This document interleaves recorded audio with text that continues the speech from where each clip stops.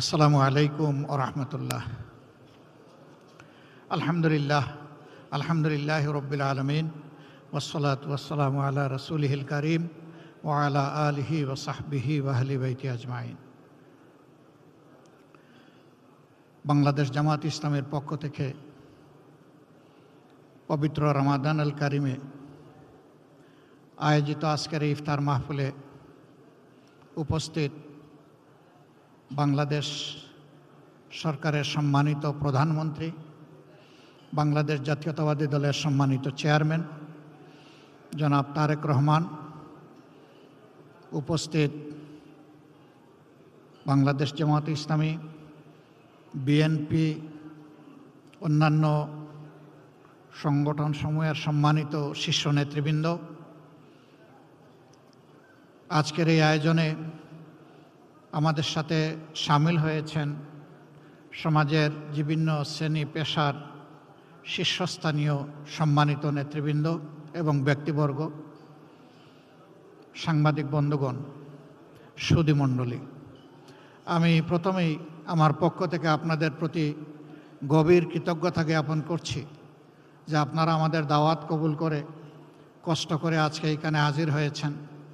আল্লাহ তাআলা আপনাদের এই কষ্টের উত্তম জাযা আপনাদের সকলকে দান করুন। আজকের এই দিনটা আমাদের কাছে দুইটি দিক থেকে অত্যন্ত তাৎপর্যপূর্ণ। দীর্ঘ ফ্যাসিবাদী শাসনের পর 36 জুলাই যে গণবিপ্লব বাংলাদেশে সংগঠিত হয়েছিল, আমাদের তরুণ যুব সমাজের নেতৃত্বে, যাতে আমরা সকলেই দলমত নির্বিশেষে সামিল হয়েছিলাম, সেই দীর্ঘ প্রতীক্ষার পর এ মাসের 12 তারিখ নির্বাচন অনুষ্ঠিত হয়েছে। এ নির্বাচনের হাত ধরে ইতিমধ্যেই সংসদ গঠিত হয়েছে, সরকার গঠিত হয়েছে। এই সরকার এবং সংসদের কাছে জনগণের বিপুল প্রত্যাশা। আমার মনে হচ্ছে যে গত 18-19 বছর এমন একটি দিনের অপেক্ষায় সকলে ছিলেন। এরই প্রেক্ষাপটে আজকের ইফতার মাহফিল আমাদের কাছে ভিন্ন বার্তা এবং আবেদন নিয়ে হাজির হয়েছে। দ্বিতীয় আরেকটি কারণে এই দিনটি আমাদের কাছে অত্যন্ত গুরুত্বপূর্ণ। শুধু এদেশের মানুষ নয়, বিশ্বের কোটি কোটি মানুষের একজন নন্দিত ভালোবাসার মানুষ ছিলেন, কোরআনের ভাষ্যকার ছিলেন, বিশ্বনন্দিত মুফাসসিরে কোরআন ছিলেন আল্লামা দিলাওয়ার হোসেন সাঈদী। 2013 সালের এই দিনটি এই জাতির জন্য আমি মনে করি একটি কালো দিন ছিল। এই ধরনের কোরআনের একজন সেবককে, ভাষ্যকারকে সেদিন একটি পারভার্টেড কোর্ট তাকে মৃত্যুদণ্ডে দণ্ডিত করেছিল। তার প্রতিবাদে শুধু আমাদের দলীয় কর্মীরা নয়, সারা দেশের মানুষ বিক্ষোভে ফেটে পড়েছিল। মানুষের এই স্বতঃস্ফূর্ত প্রতিবাদকে দমন করার জন্য সরকার অস্ত্রের ভাষা খুঁজে নিয়েছিল এবং একদিনেই 70 জন মানুষকে খুন করেছিল। এরপরে এক সপ্তাহের ভিতরে সর্বমোট 164 জনকে খুন করা হয়েছিল। আমি জানি না বিশ্বের ইতিহাসে দ্বিতীয় এমন কোনো নজির আছে কিনা। আজকের এই দিনে আমি গভীর শ্রদ্ধার সাথে সেই মহান ব্যক্তিত্বকে স্মরণ করছি। মহান মওলায়ে আজিমের দরবারে দোয়া করছি, আল্লাহ যেন তার এই গোলামকে মর্যাদাবান শহীদের কাতারে সামিল করে নেন। আমাদের দুঃখ এখানে থেমে যায়নি। এ মানুষগুলোকে খুন করা হলো, তারপরে তাদের আপনজনের বিরুদ্ধেই আবার হত্যা মামলা টুকে দেওয়া হলো। সেই মামলায় অভিযুক্ত লোকেরা বিভিন্নভাবে নাজেহাল হয়েছেন, আবার অনেকের জীবন আদালতের আঙ্গিনা দেখার আগেই শেষ হয়ে গেছে, তাদের জীবন প্রদীপ নিভে গেছে। হাজার হাজার মানুষকে সেদিন গুলি করে আহত এবং পঙ্গু করা হয়েছে। সেই ক্ষত আমাদের মন থেকে খুব সহজে মুছে যাবার নয়। আল্লামা দিলওয়ার হোসেন সাঈদীর মতো করেই আরও বাকি সকলকেই দুইজন সাবেক আমির জনাব অধ্যাপক গোলাম আজম, হযরত মৌলানা মতিউর রহমান নিজামী, আমাদের সাবেক সেক্রেটারি জেনারেল আলী আহসান মোহাম্মদ মুজাহিদ, নির্বাহী পরিষদের সদস্য এবং ইস্টার্ন সেক্রেটারি জেনারেল জনাব কামারুজ্জামান, আব্দুল কাদের মোল্লা, মীর কাশেম আলী, একে একে তাদেরকে দুনিয়া থেকে বিদায় করা হয়েছে। আপনারা জানেন তার সংখ্যা 11। আমরা মহান রবের দরবারে দোয়া করি আল্লাহ তাআলা তাদের সকলকে মর্যাদাবান শহীদ হিসাবে কবুল করুন। আমরা কৃতজ্ঞ সেদিনকার বিরোধী দলীয় নেত্রী, তিনি বিদেশ সফরে ছিলেন। সিঙ্গাপুর থেকে ফিরে এসে তিনি এই অন্যায়ের হত্যাকাণ্ডের প্রতিবাদ করেছিলেন। আমরা তখন জেলে ছিলাম, আমরা জেল থেকে তা শুনেছি, দেখেছি। তিনি এটাকে গণহত্যা বলে আখ্যায়িত করেছিলেন এবং ফ্যাসিবাদের বিরুদ্ধে মুক্তিকামী মানুষের লড়াই বলে ওইটাকে তিনি অভিনন্দিত করেছিলেন। এই প্রতিবাদের সাথে তিনি একাত্ম হয়ে সারা দেশে 15 তারিখ তিনি হরতাল ঘোষণা করেছিলেন। আমরা তার এই ভূমিকাকে চিরদিন কৃতজ্ঞতা ভরে স্মরণ করব। তিনি আজ দুনিয়ায় নেই। আল্লাহ তাআলার দরবারে দোয়া করি আল্লাহ তাআলা তার এই বান্দিকে উচ্চ মর্যাদায় একজন জান্নাতি মেহমান হিসেবে রাখুন। আজকে তার সন্তানের উপরে এই দেশ পরিচালনার দায়িত্ব পড়েছে। আমরা গতানুগতিক কোনো বিরোধী দল হিসাবে এই সংসদে ফাংশন করতে চাই না। আমরা চাই এই সংসদ হোক অর্থবহ, জনগণের সমস্ত চাওয়া পাওয়ার কেন্দ্র।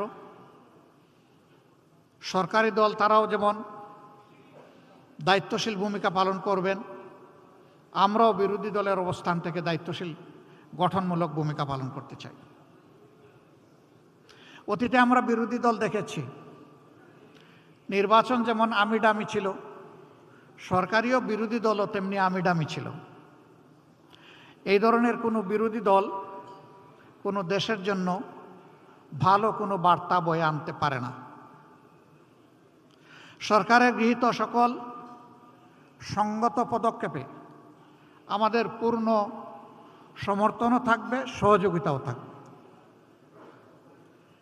কিন্তু আমাদের বিবেচনায় আমরা যদি দেখি যে সরকার কোনো অসঙ্গত সিদ্ধান্ত কিংবা পদক্ষেপ নিয়েছেন, আমরা প্রথমে দৃষ্টি আকর্ষণ করব, করে সহযোগিতা করব। সরকার আমাদের পরামর্শগুলো গ্রহণ করলে আমরা কৃতজ্ঞ হব, জাতি উপকৃত হবে। সরকার আমাদের পরামর্শ গ্রহণ না করলে বিরোধী দলের যে ভূমিকা সেইটাই আমরা পালন করব। আমরা জাতির অধিকারের পক্ষে দাঁড়াবো এবং জাতিকেও আমাদের সাথে সামিল থাকতে বলবো। তবে আমরা এই সদিচ্ছাই রাখতে চাই, এই ধারণাই পোষণ করতে চাই যে এই সরকার সংসদকে আগামীতে এগিয়ে যাওয়ার বাহনে পরিণত করবে। কোনো বাহন কখনো এক চাকায় চলে না, দুটো চাকা মিনিমাম লাগবে। সরকারি দল যদি সামনের চাকা হয়, তাহলে বিরোধী দল হবে পিছনের চাকা। একটাকে বাদ দিয়ে যানবাহন কোনো অবস্থায় আরেকটা একা চলতে পারবে না। আমরা সেই পথ চলায় সমন্বয় চাই এবং পারস্পরিক সম্মানের জায়গাটা চাই। আমরা আমাদের মহান জাতীয় সংসদের একটা সেকেন্ড নষ্ট হোক এইভাবে এটার আমরা প্রত্যাশা করি না যে জাতীয় সংসদ হবে কারো চরিত্র হননের কেন্দ্রবিন্দু।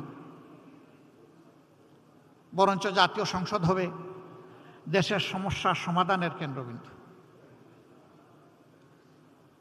যে সমস্ত ব্ল্যাক ল এখনো আমাদের সংবিধানে রয়ে গেছে, আমরা সম্মিলিতভাবে সেগুলা দূর করার প্রয়াস চালাব।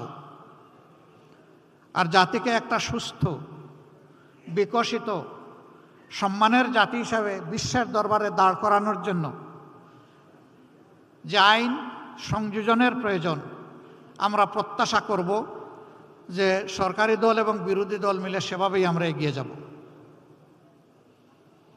যদি এই রাজনীতিটা আমরা করতে পারি, তাহলে অতীতের রাজনীতির যে হতাশাজনক ধারা এখন পর্যন্ত জাতিকে গ্রাস করে আছে, তার করাল গ্রাস থেকে আশা করি এই জাতি মুক্তি পাবে ইনশাআল্লাহ। আমি আজকের এই মুহূর্তে বড় শ্রদ্ধার সাথে স্মরণ করছি সেই সমস্ত বীরদেরকে যারা 47, 52, 71, 90, 24 এই সময়গুলোতে শুধুই জাতির জন্য লড়াই করে জীবন দিয়ে দুনিয়া থেকে বিদায় নিয়েছেন। আল্লাহ তাদের সকলকেও মর্যাদাবান শহীদ হিসাবে কবুল করুন। বিশেষ শ্রদ্ধার সাথে স্মরণ করছি 24-এ আমরা যখন জেলে ছিলাম, বিভিন্ন দলের নেতৃবৃন্দ মাঝে মাঝে বসতাম, বিভিন্ন আলাপ আলোচনা করতাম। আমরা কল্পনা করি নাই 24 সালের 7 জানুয়ারির নির্বাচনের পর ফ্যাসিবাদ এইভাবেই বিদায় নিবে, পালিয়ে যাবে, এটা আমরা কল্পনাও করি নাই। কিন্তু এই অসাধ্যকে সাধন করেছে আমাদের শার্দুল সন্তানেরা, আমাদের সিংহ শাবকেরা, আমাদের জুলাই যোদ্ধারা। আমি তাদেরকে বিনম্র শ্রদ্ধা জানাই। যারা চলে গেছে, আল্লাহ তাদেরকে মর্যাদাবান শহীদ হিসাবে কবুল করুন। আহত পঙ্গু হয়ে যারা বেঁচে আছে, আল্লাহ তাদের বীরত্ব গাথা নিয়ে বেঁচে থাকার তৌফিক দান করুন। আমরা যেন চিরদিন তাদেরকে সম্মান এবং শ্রদ্ধার সাথে স্মরণ করতে পারি, আল্লাহ তৌফিক দান করুন। সম্মানিত সুধীমণ্ডলী, আজকের এই রমজান আমাদেরকে কি শিক্ষা দিচ্ছে? এ সিঙ্গেল লেসন আল্লাহ তাআলা আমাদের জন্য এই রমজানে পাঠিয়েছেন। মহান আল্লাহ তাআলার ভাষায়, ইয়া আইয়ুহাল্লাযীনা আমানু কুতিবা আলাইকুমুস সিয়ামু কামা কুতিবা আলাল্লাযীনা মিন ক্বাবলিকুম লাআল্লাকুম তাত্তাকুন। ও বিশ্বাসীরা, তোমাদের জন্য এই রমজান অবধারিত করা হয়েছে, উপহার দেওয়া হয়েছে। যেমনটি তোমাদের পূর্বে যারা এসেছিলেন নবী পয়গম্বর এবং তাদের সঙ্গী বিশ্বাসীদের জন্যে, তেমনটি তোমাদের জন্য এটা করা হলো। আশা করা যায় তোমরা তোমাদের চিন্তায়, কথায় এবং কাজে তোমাদের প্রভু আল্লাহ তাআলাকে তোমরা ভয় করবে। এই ভয় করার নীতি তোমরা অবলম্বন করে চলবে। যাদের অন্তরে আল্লাহর ভয় থাকে, আমরা বিশ্বাস করি আল্লাহর কসম, তাদের হাতে কখনো মানুষের আমানতের খেয়ানত হতে পারে না। তারা মানুষের আমানতের ব্যাপারে বড়ই সতর্ক সজাগ থাকেন। আল্লাহ তাআলা আমাদের সকলকে যেন আল্লাহ তাআলার সৃষ্টির সেই আমানতের পবিত্র হেফাজত করার তৌফিক আল্লাহ আমাদেরকে দান করেন।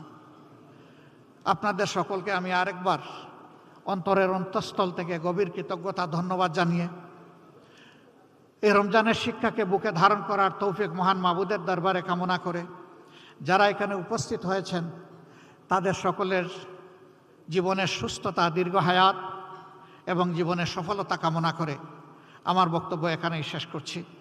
এবার আমি বিনয়ের সাথে অনুরোধ করব, আরেক মজলুম একই সাথে জেলে গেছেন, বারবার জেল জরিমানার মুখোমুখি হয়েছেন, বিশিষ্ট আলেমে দ্বীন, বাংলাদেশ খেলাফত মজলিসের সম্মানিত আমির আল্লামা মামুনুল হক, তিনি এখানে এসে আমাদের সকলকে সাথে নিয়ে আল্লাহর দরবারে হাত তুলবেন, মোনাজাত করবেন। সবাইকে ধন্যবাদ। আসসালামু আলাইকুম ওয়া রাহমাতুল্লাহ।